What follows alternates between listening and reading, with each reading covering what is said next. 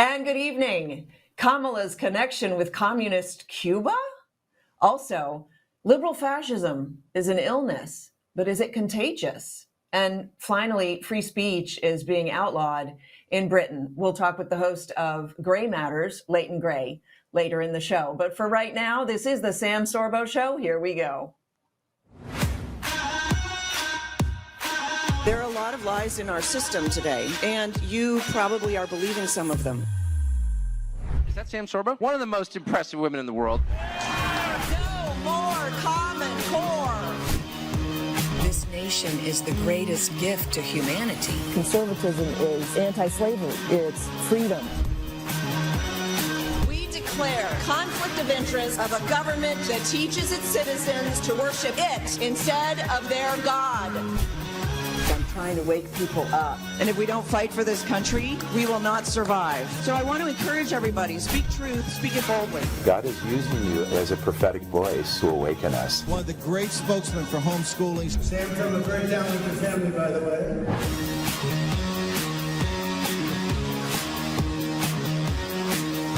This is Sam Sorbo. Sam, welcome back to the program. Thank you. Glad to welcome Sam Sorbo. Sam Sorbo, great to have you here. You have purpose, courage has a face, and it looks just like you.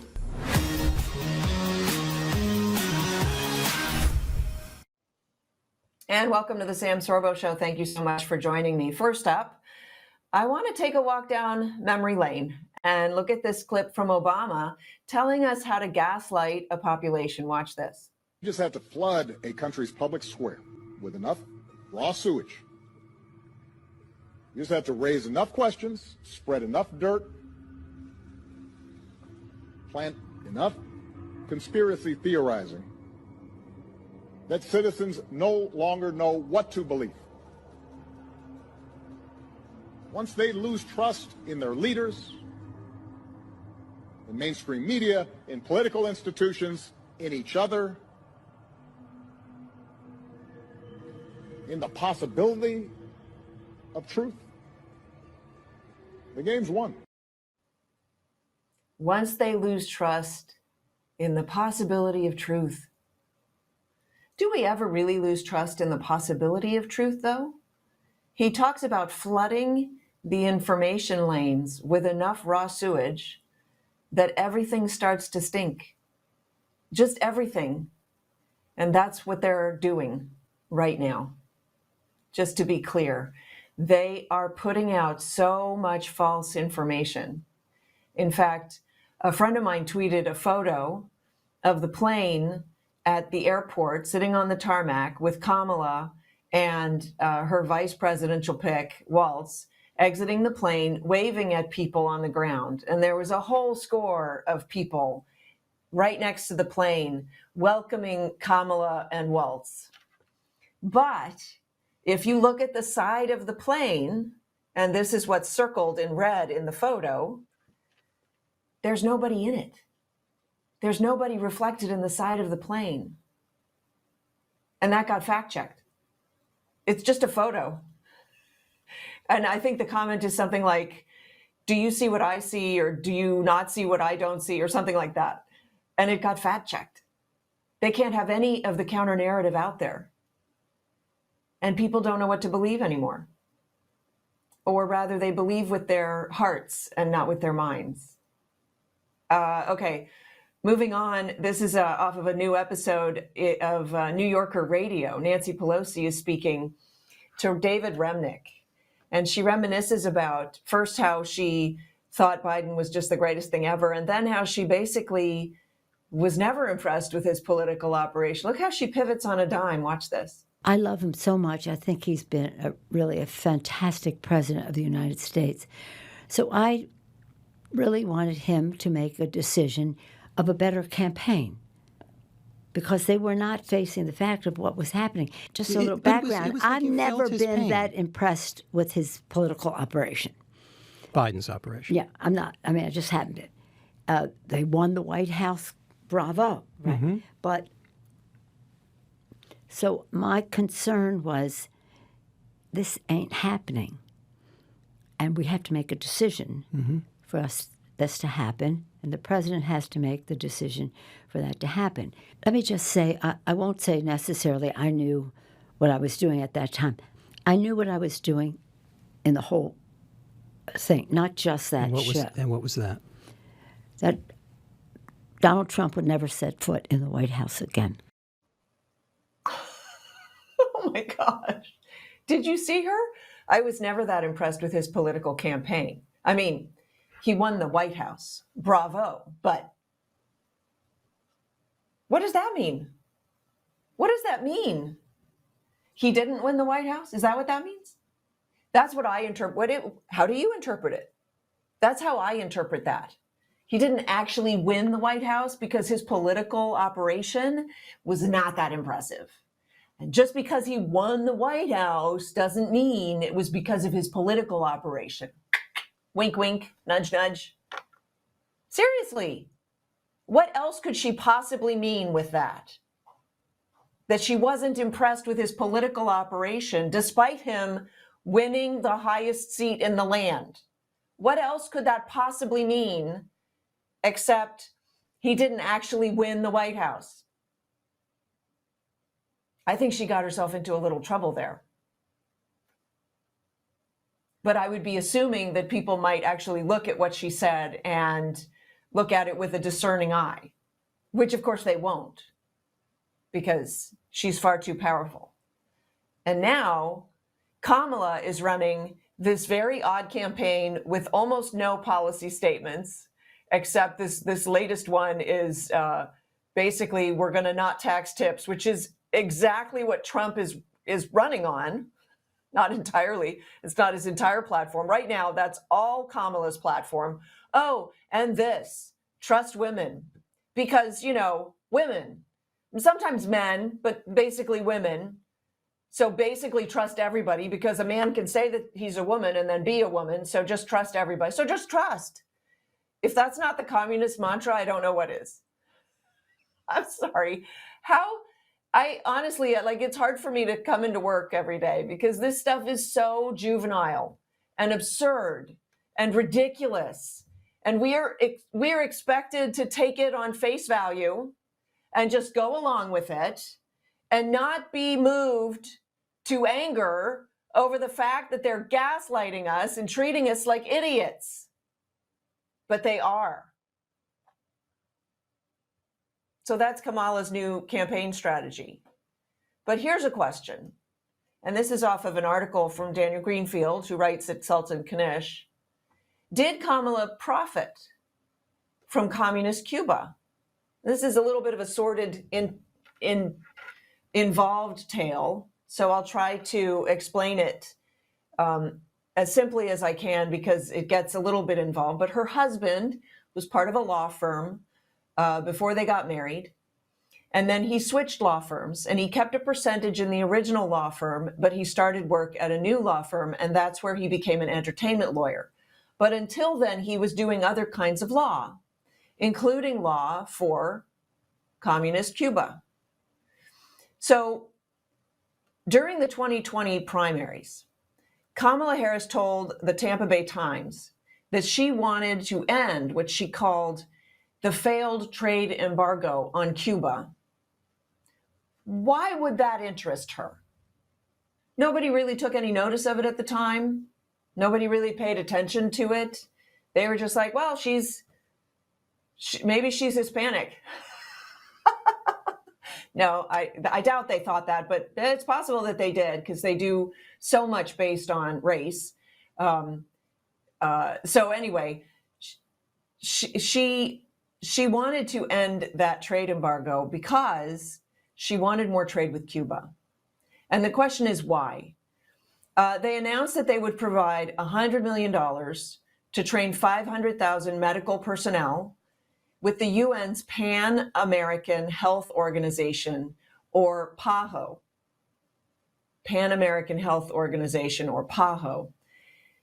But this organization was actually being sued by Cuban doctors who claimed to have been used as medical slave labor. This is in 2022, after she had already acceded to the level of vice president. and after she had said in 2020 that she wanted to end the failed trade embargo with Cuba, which they effectively did. At the 9th Summit of the Americas in Los Angeles, which was attended by Biden and her, there was no mention of the disturbing allegations against the organization. Now, mind you, you're looking at right now basically a reproduction of the suit against these people. There was no mention of these allegations or the fact that the PAHO was being represented by the law firm where the Harris Emhoff family had made a fortune, his first law firm. So they have a conflict of interest that is very much alive in this. Now, mind you, these doctors are alleging that they were treated like slave labor. So this continues at the the allegations against the PAHO, the Pan American Health Organization, were laid out in that congressional letter last year from Representative Maria Salazar, and she being the daughter of Cuban refugees, by the way, and also Representative Carlos Jimenez, a Cuban exile. The letter noted that Cuban doctors are suing PAHO for playing a major role in trafficking over 10,000 Cuban doctors, which is, I mean, it's kind of funny because Cuban doctors trained in Cuba wouldn't be the best doctors in the world, but they would be under the control of the Cuban government. And so they're suing that the Cuban government, in association with this group, which was funded by the US, were trafficking them. But what do you expect from the party that believes in free healthcare? There are only two ways to get free healthcare. One, you have to buy it, in which case it's not free. Or two, you have to extort it out of somebody without paying them, which is slavery. That's why the Democrats have always been the party of slavery. They've never given that up. They were the party of slavery back in the 1800s, and they're the party of slavery now. They've never changed their stripes. This idea that somehow they flipped is absurd.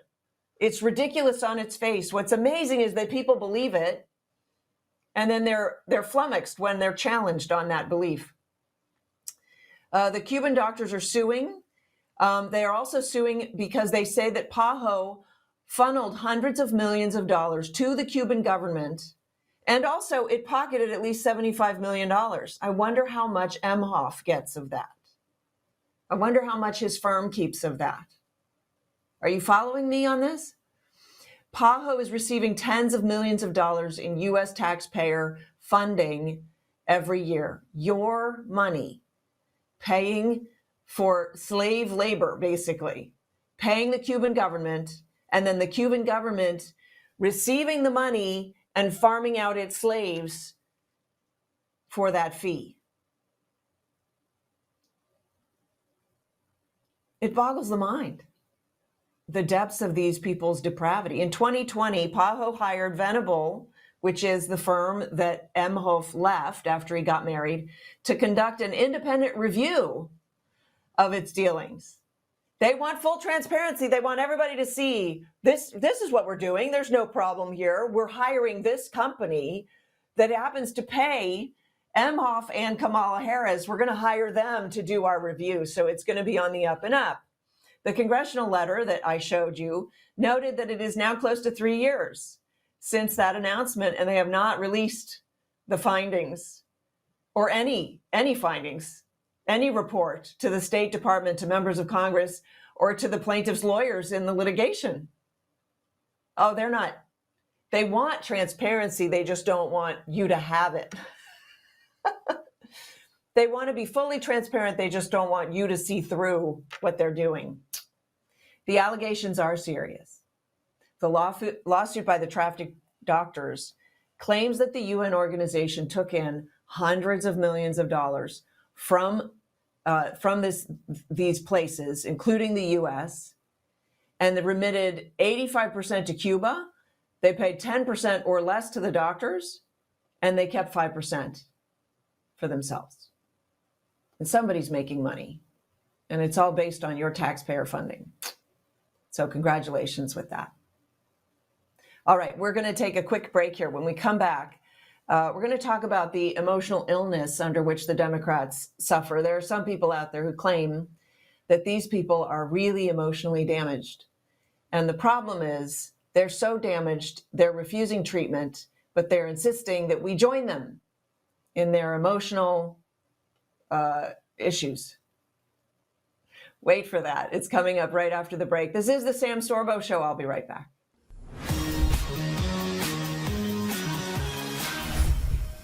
The world is about to shift. Banks are going cashless globally with the emergence of central bank digital currency, which will bring with it programmable money and the ability to turn on or off your purchasing power based on your digital social profile. It's like the equivalent of spyware in your bank account. You need to get out of the system with the world's safest and most precious assets, silver and gold. Call Kirk Elliott Precious Metals at 720-605-3900. That's 720-605-3900.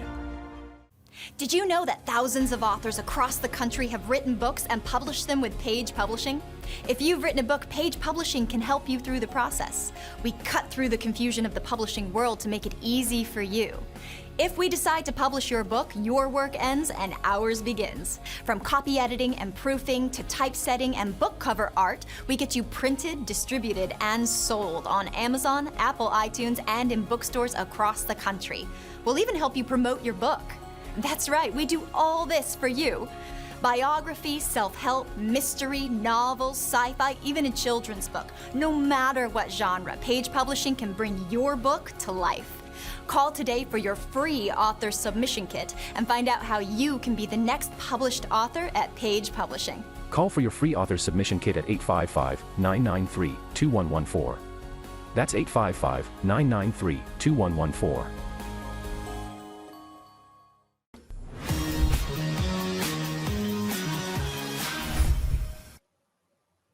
Welcome back to the Sam Sorbo Show. Thanks so much for joining me. And I know why you're here, because you like the truth. And I love the truth. And I'm always in pursuit of the better truth, the more truth, the truthier, the better. And that's why you're here also. That's why we created Patriot TV with General Flynn, to pursue the truth in relentless pursuit. And I want to thank you for being here. I'd also like you to become a premium member. I'd like you to subscribe, and I'd love for you to get your friends to subscribe as well. So we're putting this up on the screen, but you can just go to patriot.tv/The Sam Sorbo Show and become a member.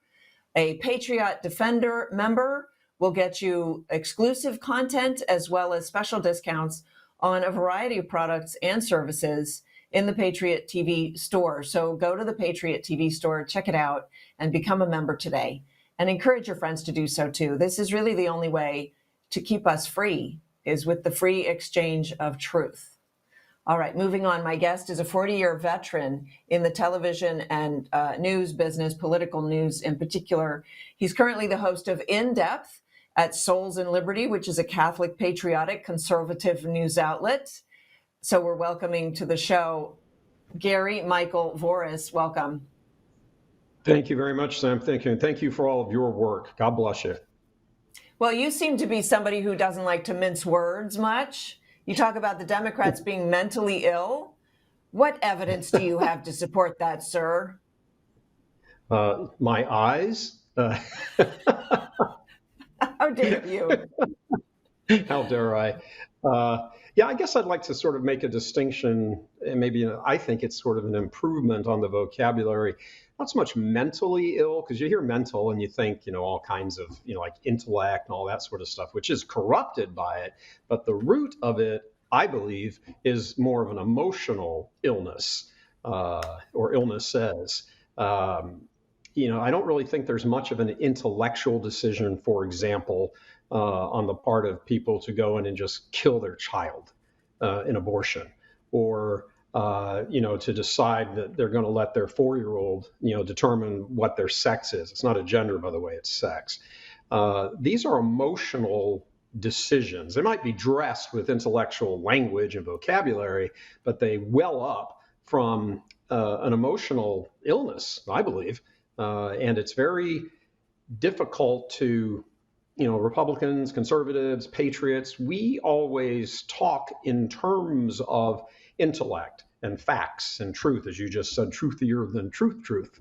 And that's right. That's where the argument should be. But the communists, the Democrats, have done a masterful job over all of these years, and you see it now absolutely in Kamala. They've done a masterful job of moving where decisions should be made from, which is the intellectual, into the emotional.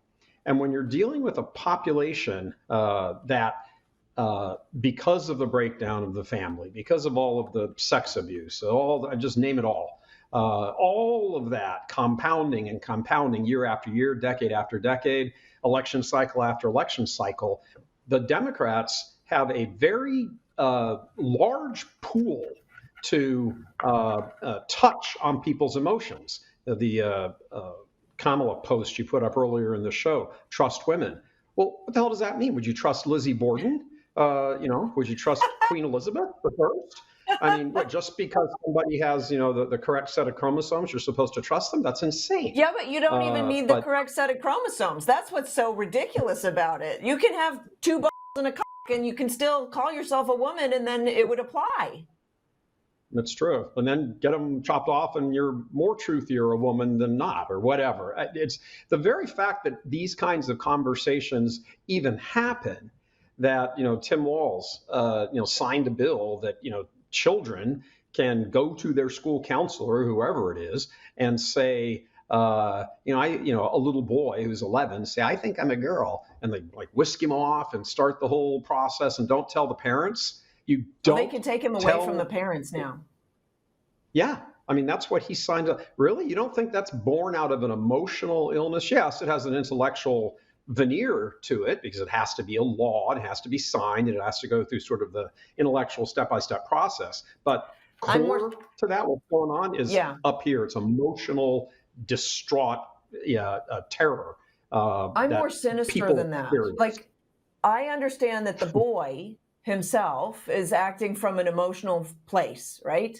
And maybe the parents have been, if they're on board with it, right? They've been convinced on an emotional plane, because typically the argument is he'll commit suicide if you don't allow this to take place, if you don't allow him to change his gender and do all of that, right? But from Tim Walz's position, I see it purely cynically as a ploy for support. But, however, if we take a step back and we go, so why would people support this?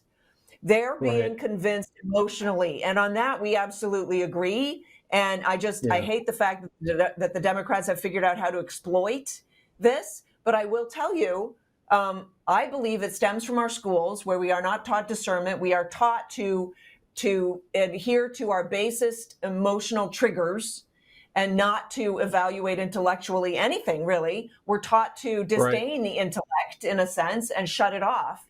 And so then my question for you is, because you're working specifically with Catholics, trying to get them to participate in the discourse, right? And certainly in the political discourse, in the electional discourse, right? How do you convince them that by voting at least against this, they're making at least the step in the right direction? Because I know a lot of Catholics are like this with what's happening in the Republican Party also. Absolutely. Yeah. I mean, and this is not to, rah-rah the Republicans by, any stretch, certainly not on my part. And I think, there's a lot of very good patriots and conservatives who, as you said, sort of hold their nose with some of this stuff. And they should, rightfully. But when you're having a discussion with somebody, and this is why, and it's not just Catholics, it's largely run by Catholics, soulsandliberty.com. But we have, we're going to be bringing somebody on this coming week who's a very, very good, influential Protestant speaker here in Texas, in Southern Texas. It's people of goodwill and people who will look and simply say, instinctually, this doesn't make sense. It doesn't seem right. In my gut, it doesn't seem right. You can propose all sorts of intellectual discussions and arguments to back up that gut feeling. But since the Democrats are so crafty, they're really communists, are so crafty at touching the heart, touching the emotions, if there's something wrong in there, and the number of people in the U.S. who've suffered some sort of emotional trauma, whether a big solid event, traumatic event, or a series of events, or both, they become great fodder for this machine of the culture of death to just grind under. They offer no resistance to it because they're told what it is they want to hear to feel good. They don't have to face their demons.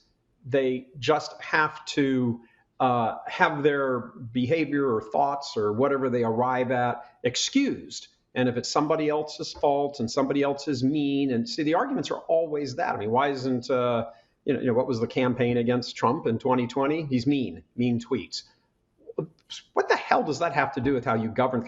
If I'm a guy who has a Donald Trump as an agent for me in TV or sports or real estate or whatever, I want that guy to be fronting down people who are not on my side, who are opposed to me or trying to screw me over in one way or another, have this sports contract or whatever. I want that guy there at the table doing that. But they turn it into this. We should want a fighter, and we're idiots if we say, oh, we don't want a fighter. We want somebody who just makes nice with the rest of the world. Look what we've gotten ourselves into with that plan. Here we are. And here's yet, what you got when you got somebody nice. Right. And here's what's fascinating is Kamala's not coming out with any kind of policy statements, no statements about the war, either of them.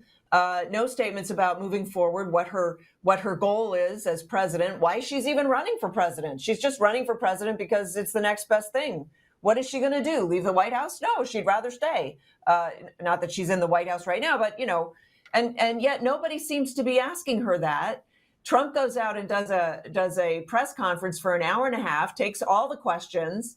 He got a little bit snitty with them, unfortunately. I wish he was running a little bit of a tighter campaign, but he hasn't focused on what he's running against yet because she hasn't really said anything about who she is, which ought to be his campaign. Is we don't know what we're running against because she has no policy. Sorry? Absolutely. He should be framing her. With their phony rallies and their AstroTurf this and their media coverage. And in fact, you're correct. That is really what he does best, right? The reason that we have the term fake news is they tried to apply it to him and he whooped it right back on them and made it stick. Yep. And why did it stick? Why did it stick? Back to emotional health. Yes, it stuck because people saw, oh, they're telling me this, but it's really that. Fine. Yes. That happens in life every day. But when you have an emotional response to it, that you're being lied to your face and you figure it out, yes, you're able to figure it out with the facts that are in front of you, your intellect. But then the emotional response to that is people turn around and start making cheers and chants. That's where we got the whole, FJB from and all of that. It's the emotional response to being lied to. It's true. The FJB was very funny. Oh my gosh. It was hysterical. But again, emotions don't have to be always mean and angry. Sometimes they can take the form of being pretty darn humorous. But feeding them is that emotion. Let's go, Brandon, and all that. Listen, my concern with the strategy of appealing to people's emotions is then they are still just going with their emotions and they're easily swayed the other way, just as easily swayed again the other way. And so it seems to me that you have to have the intellectual argument with people and put it in front of them in such a way that they can't refute it. Similar to what they did with Let's Go Brandon. No, they weren't chanting Let's Go Brandon. Like, that's absurd. What are you thinking? And then it became a whole thing, right? Yeah, absolutely. I'm not saying abandon the intellect. I'm just saying that I think the concentration of, there is such a massive percentage of Americans who vote, who are emotionally ill. And part of that's because they have been ground up under the wheels of this culture of death that the communist Democrats have brought forward. But besides that, they don't really know where to go with all of that pain. I mean, look, if you buy into the argument, a woman's right, trust women, and then you go kill 2 or 3 children in your womb, And Yes. that comes back to you. Now, you only got one of Yes. two places to go with that. Either screw those mean Republicans and religion people, and I have a right to my own body, or you have a, oh my God, what have I done type response to it. You're never going to be able to get through to the, screw those Republicans, because they're just operating out of sheer emotion. Are there some people in there, some women, some doctors, some staff, some boyfriends, some husbands, who kind of knew or realized or Yes. understood, well, I shouldn't have, maybe Yeah. they had the moment after, a month, 2 weeks, whatever later, and they're there. And if you can talk to them on that emotional level, I know your pain.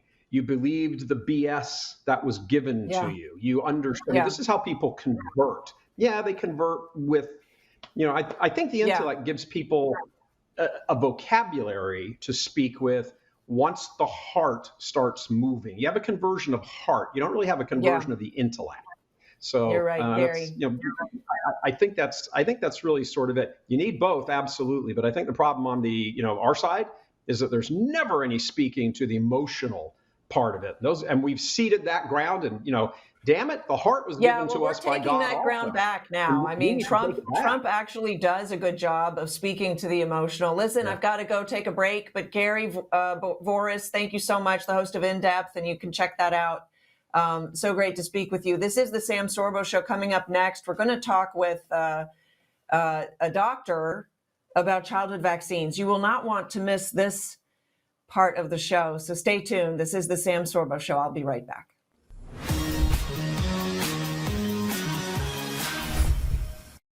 Did you know that thousands of authors across the country have written books and published them with Page Publishing? If you've written a book, Page Publishing can help you through the process. We cut through the confusion of the publishing world to make it easy for you. If we decide to publish your book, your work ends and ours begins. From copy editing and proofing to typesetting and book cover art, we get you printed, distributed, and sold on Amazon, Apple iTunes, and in bookstores across the country. We'll even help you promote your book. That's right, we do all this for you. Biography, self-help, mystery, novels, sci-fi, even a children's book. No matter what genre, Page Publishing can bring your book to life. Call today for your free author submission kit and find out how you can be the next published author at Page Publishing. Call for your free author submission kit at 855-993-2114. That's 855-993-2114.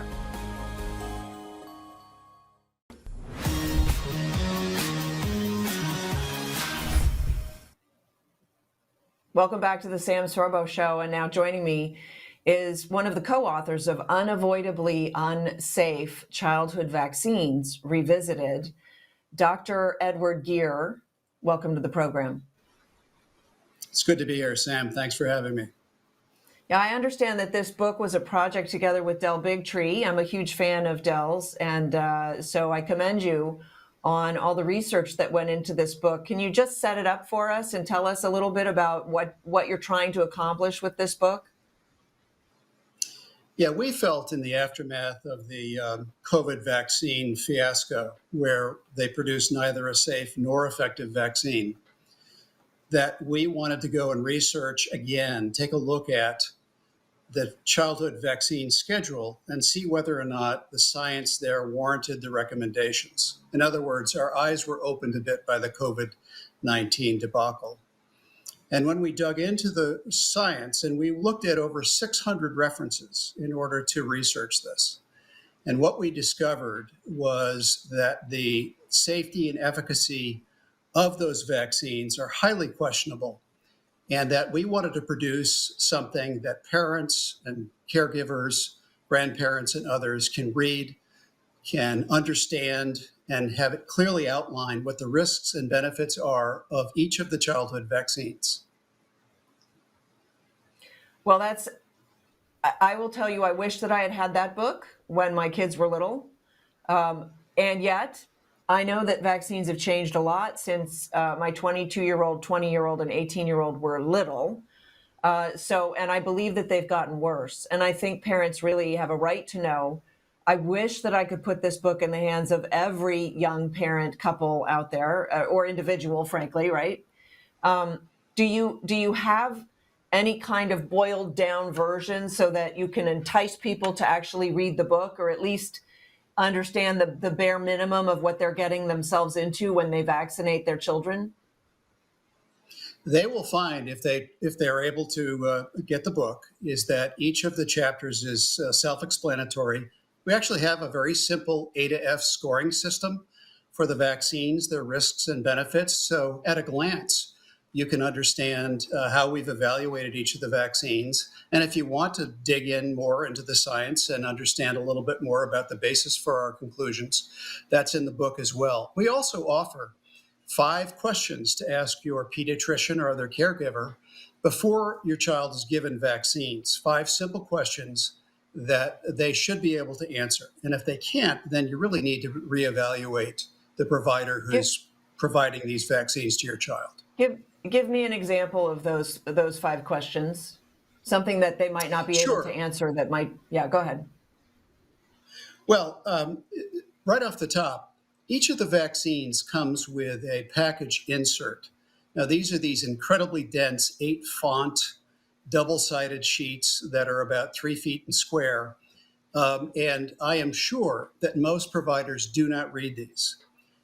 These are summarized by the CDC and issued in the form of vaccine information sheets, which really all claim safety and efficacy for each of the vaccines. And yet, if you read the package inserts, which we did for all of the vaccines, you'll find it's a very different story. For example, the safety testing never included any controlled trials against a placebo.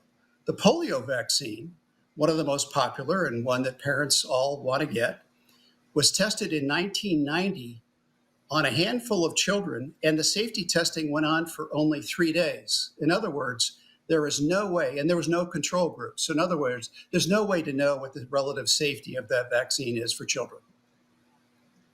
Wow. And that's polio, which was touted as like the first childhood vaccine, like that's the what's the word? The headline, right? That's right. That's one of the ones that lures everybody.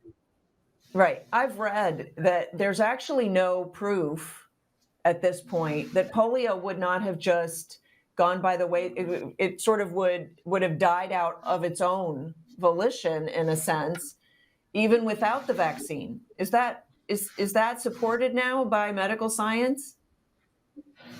Well, not according to the CDC, but if you dig into the science behind it and the literature behind it, which we did, what you find is that the polio vaccine was what the polio itself, the disease, was really a manifestation of some very toxic herbicides that were being administered at the turn of the century and then into the 20th century.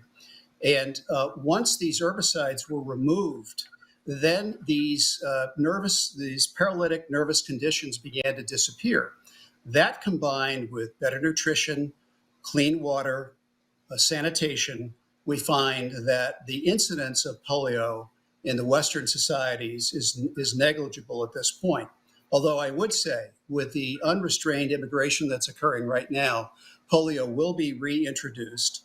And fortunately, it's less communicable in our Western society, but that's not to say it's not going to resurface. So it is a virus, but the sprayed chemicals or the herbicides that you mentioned made us more susceptible to the virus, would you say? Is that what you're saying? They broke down the immune system, actually, and so... Yeah, I think it's both. It could be a suppression of the immune system to make us more vulnerable, or the other theory is that it's actually the lead arsenate, which was the herbicide that was used, is so toxic to the nervous system that it replicated the same kinds of symptoms that are found from the viral infection itself. I'm sorry, are you kidding me? So it was a misdiagnosis potentially? I'm sorry, that's like, here's the problem. You're saying to me, Sam, either you trust the CDC or you do your own research. And I'm the type of person that goes, well, I'm going to do my own research because I certainly don't trust the CDC. No, I think the CDC is clearly, and the FDA are clearly in bed with the pharmaceutical companies. In fact, I think you could claim that Moderna is really a wholly owned subsidiary of the NIH. It's not well known, but in the past, since 2001, since 2021, over $500 million has been paid to the NIH in the form of royalties because of their co-ownership of the patents on the mRNA vaccines. These royalties can pass on through to individual scientists and administrators in the NIH, the bulk of which, by the way, went into Anthony Fauci's division, which is the NIAID, the National Institute of Allergy and Infectious Diseases. There are individuals in that organization that receive as much as $200,000 a year in perpetuity from royalties because their names are on patents and research that went behind the vaccines. And by the way, mRNA. I point out that the mRNA, and by law, these payments cannot be revealed to the public. Cannot be revealed? Cannot be revealed. How do we know? You can't. We just know that they exist. We don't know who's getting them. We know that they exist. We know that they're getting them, but we cannot get the specific numbers. So, for example, when Fauci was interviewed, he said, "Oh yeah, I got," he indicated, maybe I got a few $100s here or there. That is not the case. But we can't get, because it's protected information. Even with FOIA requests, we've not been able to get that information. And this is for a vaccine that is not tested. Well, it's certainly not clinically tested since the original mRNA vaccines where the testing was done. And by the way, hold on. I'm having too much fun with you. It's not clinically tested because everybody who got it was the guinea pig, but nobody did the research to follow up to see if it worked. That's right. And in fact, mischaracterizing the fact that it wasn't clinically tested. I mean, they started the clinical trials. That was the rollout. And then they said, that's right, it's not fair for us to have a control group for the test purposes because they're not getting the benefits of this untested vaccine. So we have to give the test group, the control group that wasn't getting the vaccine, we're going to give it to them anyway. That's exactly right. And in fact, you recall that the FDA attempted, along with the pharmaceutical companies, to bury that information, that is the post-marketing surveys where they do check up and see what happened to patients who took the vaccine. They wanted to bury that information for 75 years. Well, FOIA unlocked that information, and it turned out in the first 90 days alone, there were approximately 2,000 deaths from the vaccine, and this was going to be buried for 75 years. 1,100 of these deaths, by the way, occurred within the first 2 days. You know what bothers me about this? I mean, and it's not the only thing, because I'm quite bothered as an individual these days because they're breaking science, they break math, they break gender, they break truth. I mean, in all of these, they're just blowing everything up.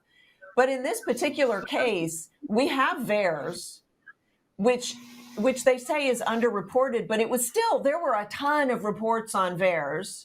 But nobody wanted to pay any attention to that. Everything was buried because they're all captured. Where do we get? You're a medical doctor. You obviously have some integrity. I'm not speaking entirely to your character, but you have some integrity because you wrote this fabulous book. Thank you very much. Where do we go from here? Do you offer some sort of solution? And then, and we're running out of time, but I do want to ask you about the autism part of your book. Sure. Well, VAERS is really the best thing. It's a flawed system, as you say. It's a self-reported system, but it is the best thing we got right now. There are over 18,000 deaths attributed to the mRNA vaccines alone on VAERS, and we believe that's underreported by a factor of potentially 50 times. That's amazing, and I've heard that from many different sources, and the reason is because the reason that VAERS is the underreported site is because it's very difficult to make a claim on VAERS. There's a lot of documentation. Sure. It is very laborious to put a claim in on VAERS. And so there's a high threshold that you have to get over to do that. And so people just aren't willing. It's just not worth it. They've lost a loved one. The damage is done. Or they're very ill, and so they don't have the stamina to attempt to report on VAERS and stuff like that. Tell me briefly, we got a minute left, about the connection with autism that you've stumbled upon. Well, the CDC is quite clear that there is absolutely no association between childhood vaccines and autism. However, there is abundant evidence that there may be a connection. I'm not saying there is definitively, but you certainly can't say definitively that there's not. We found, for example, that children who have been vaccinated are more likely to suffer febrile seizures. And of those children who suffer febrile seizures, 41%, according to a study done in Sweden, published by a researcher named Nilsson, indicated that 41% of those kids go on to have persistent permanent neurological damage. This can be epilepsy. This can also mean autism or autism spectrum disorder. So in fact, it is impossible at this point to say that there is not an association. And there's, by the way, no testing on the combination of all of these vaccines given at the same time. Again, in the first 12 months of life, a child will get 28 vaccinations if they adhere to the vaccine schedule. Not any child of mine. No, thank you. Listen, your book is fantastic, Unavoidably Unsafe. I urge you, if you are a new parent, get the book. If you know new parents, get the book. If you're going to be a grandparent, get the book. And get 3 copies, 2 to give away, because we need to put this information in the hands of everybody who, at least everybody who wants to see it. So many people would rather keep their eyes closed. Dr. Geer, thank you so much for joining me. This is the Sam Sorbo Show. Up next, I've got the host of Gray Matters. Very excited to talk to Leighton Gray. So stay tuned. We'll be right back. This is the Sam Sorbo Show.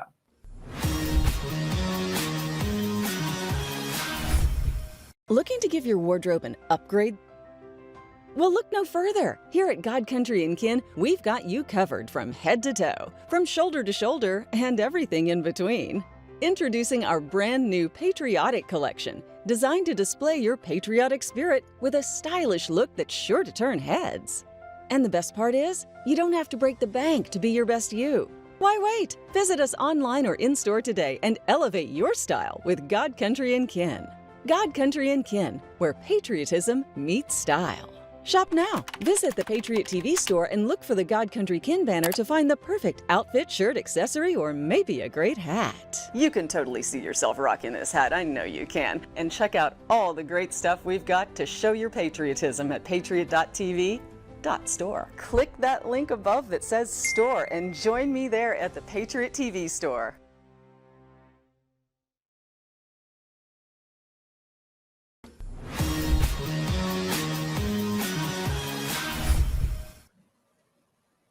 Welcome back to the program. Have you shopped the Patriot TV store lately? Go there and get your patriotism on before they take it away from you. Watch this clip from Tim Walz, our current VP presidential campaign, presidential nominee. I think we need to push back on this. There's no guarantee to free speech on misinformation or hate speech, and especially around our democracy. All right. Imagine that. There's no such thing as freedom of speech, according to him. But here to refute that and to discuss it is Leighton Gray. He's the host of Gray Matters podcast, and he's on an unquenchable search for truth and justice. Welcome to the program. Oh, thanks for having me on. It's a pleasure to be here. So we've got a big problem over in Britain now because they're locking people up for posting things on Facebook, while actual criminals who commit crimes like rape and stabbing people get off with a slap on the wrist. Mm-hmm. Well, this is a story that I've been following very closely in my work as a constitutional lawyer. I've been fighting cases against government since 2020. And I've been watching what's going on in Britain for a very long time. And over the past 20 years, very quietly, they've become a surveillance state. And people in Britain now are waking up to the reality of why all these cameras were being mounted on street corners and everywhere you go, from shopping centers to the local pub. And what they're discovering now is that, the original discussion about freedom of speech, its birthplace, out of the mouths of people like John Milton, who wrote Areopagitica in the 1650s and said, the only speech that needs protection is that which could give offense. This country, the Brits, who went through the bloody 17th century, where they killed their king, where they had a theocracy under Oliver Cromwell, and then they had the 1688 Bill of Rights, the progenitor of the American Bill of Rights, to secure speech, because they understood that the best way to prevent violence, the best way to secure peaceful resolution of problems, is through speech rather than war. And unfortunately, what we're finding out right now is the left is very committed to destroying and shutting down and censoring free speech because they want to incite warfare and bloodshed. This is part of the program. This is part of the Great Reset. It's something that we're living through in Canada, and I think you're about to live through in the United States if you make the wrong decision on November the 4th. Well, that's a dire warning. So your contention is that they're shutting down freedom of speech as a way of provoking war. In other words, they're putting people in jail to provoke people who otherwise would be more passive into action. And in fact, I can't yes. disagree with you. Go ahead. Well, this is exactly what freedom of speech was designed to protect and to prevent. It's a way of, it's been said, I believe it was Thomas Jefferson said, that freedom of speech is the most important right because it's the one that you can use to win back all the others peacefully. And this has been our history in the Western tradition. Yes, we've had wars, but by and large, we've lived much more peacefully than people in other parts of the world. And the destruction of freedom of speech is part of an agenda to destroy Western values. I think it's aimed at destroying Christianity. If you saw the opening ceremonies at the recent Paris Olympics, it'd be difficult to refute that. But as recently as 7 years ago, in the building that houses the BBC, which has become essentially, the leftist arm or the leftist propaganda arm for the British government, 7 years ago, they erected a statue of George Orwell that has a quotation etched in the walls in marble, which says that if liberty means anything at all, it means the right to tell people what they do not want to hear. That was only 7 years ago. Well, it appears that nobody at the BBC and nobody in Britain believes that because, compared to Russia, which has jailed about 400 people for online posting, Britain has jailed almost 3,500 people in the same time frame since 2018, and their new prime minister, Mr. Starmer, has said that the most important thing to his government is to keep everybody safe, not free, not prosperous, but safe. And he says that they're going to use the police force to do it. And whether it's online or offline, his chief prosecutor is telling people, look, since you're all under surveillance now, even if you are an innocent bystander and you watch something that happens and you post about it or you like a post that's a video of something that the government doesn't like, they're going to define things like misinformation. They're going to define hate speech in a way that will capture you. And in Ireland, the judges are saying you won't get bail. And they're committed to arresting everybody. So what we're seeing in Great Britain is the worst case scenario of what we thought would happen would flow out of COVID restrictions. And that is this expansion of the administrative state into a full-on police state.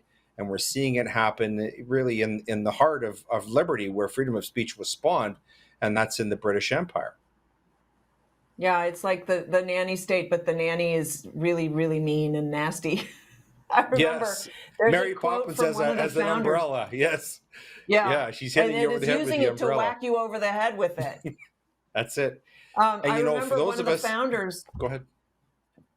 One of the founders said, we were given the choice between liberty and safety, and we chose safety, so we shall have neither. Yes, Benjamin Franklin, absolutely. And, we should be very concerned about this in North America because not only is it coming here, it's already here. You played that quotation from Governor Walz.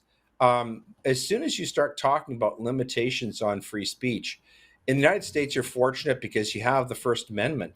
But people should be very watchful and concerned about whether or not that is ironclad, because Kamala Harris and Mr. Waltz are saying they're not only going to attack the First Amendment, they're going to attack the Second Amendment as well. And the two are connected. Because, of course, how do you defend speech when it's shut down? How do you defend yourself from an oppressive government? Well, you ask all those fine men who signed the Declaration of Independence, many of whom, were killed and lost their families, lost their homes, were murdered. So there's a price to pay for freedom. And I think those of us in the United States and Canada have to understand that we're going to have to stand up to all this. In Canada, it's perhaps already too late. We have law on the books which has criminalized speech in our country. And these arrests that we're seeing in Britain have already begun in Canada and coming soon to a theater near you in the United States. I think if, again, I come back to it, this decision for the American people is so important because, unlike the Obama administration, Kamala and Walz are showing you exactly who they are. And if the Americans make the wrong choice, as Canadians have 3 times in the last 6 years, and voted someone like Justin Trudeau, I'm afraid that that there may not be the remnants of an America. Yeah. There may not be an America Yeah. to make great again in 4 years. That's right. And I agree with you wholeheartedly. And I will say, part of the reason that they're succeeding in Britain is because they gave up their guns, but we haven't given up our guns here. So it might come down to violence because that is the only thing that they are leaving us to. Mm-hmm. And of course, they would exploit that. Leighton Gray, tune into the Gray Matter podcast. You're just terrific. Thank you so much for coming on the program. And so for the rest of us, let's take our freedom of speech very seriously. Let's try to preserve it as best we can. Say offensive things, say the truth, and speak it boldly. This is the Sam Sorbo Show. Thanks for tuning in. We'll see you next time.